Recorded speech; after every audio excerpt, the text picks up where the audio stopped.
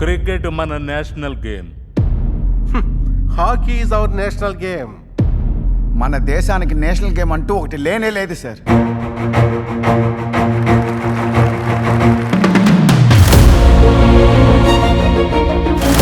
అయ్యా, నువ్వు ట్రాక్ మీద కాలెడితే నువ్వే గెలుస్తావని తెలుసు.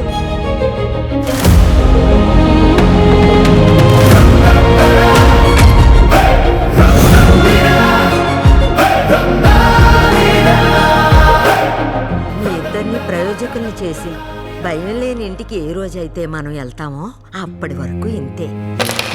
నా దగ్గరికి ట్రైనింగ్ వచ్చే వాళ్ళు మాక్సిమం కష్టపడే ఫ్యామిలీస్ కి చెందిన వాళ్ళే. కానీ అదే సమయంలో వాళ్ళ కాన్ఫిడెన్స్ లెవెల్ చూసి మనమే ఆశ్చర్యపోతాం. రమా తల్లి, నే పరిగెత్తే చివరి నేషనల్ ఇది. తప్పకుండా గెలుస్తాను. మన అవసరాలు, మనకి గుర్తింపు కేవలం ప్రతిభ ఉన్నంత మాత్రాన రావయ్యా. వేరే దారి లేక చివరికి కోర్టుని నమ్మి వచ్చాను మేడం. ఈ మధ్య చేతుల్లో డబ్బులు లేని వాళ్ళు గవర్నమెంట్ మీద ఫాల్స్ అలిగేషన్స్ చేసి కేసు వేయడం ఒక కల్చర్ గాను ఒక జాబ్ గాను చేస్తున్నారు. మీరందరూ చూసే 10 సెకండ్లు కాదు సార్ నా జీవితం. దాని వెనక నా 29 ఏళ్ళ హార్డ్ వర్క్ ఉంది సార్.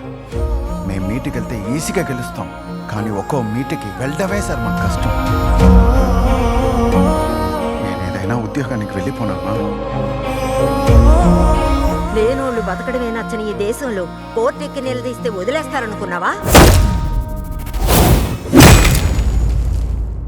మనలాంటి వాళ్ళకి గేమ్స్ మామూలు విషయం కాదు. అదే మనకి విడుదల.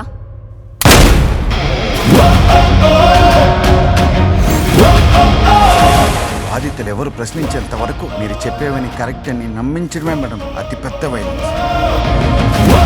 ఒక క్రీడా శాఖ మంత్రి ఎక్సైజ్ రంగాన్ని చూసుకోవట్లేదు, ఒక ఎక్సైజ్ శాఖ మంత్రి క్రీడా రంగాన్ని చూసుకుంటున్నారు. ఏయ్, అసలు నీ ప్రాబ్లం ఏంటయ్యా?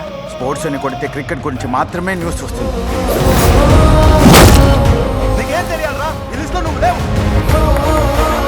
దేశం కోసం పోరాడే వాళ్ళకి కాదు, క్రీడాకారులకి ఈ దేశం రుణపడి ఉంది.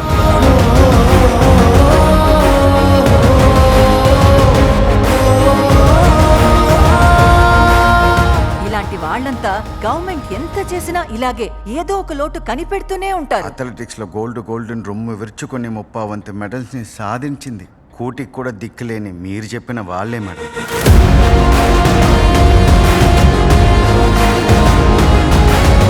నాకున్న ఒకే ఆశ, నీ తరంలోనే నీ జీవితం మారిపోవాలి.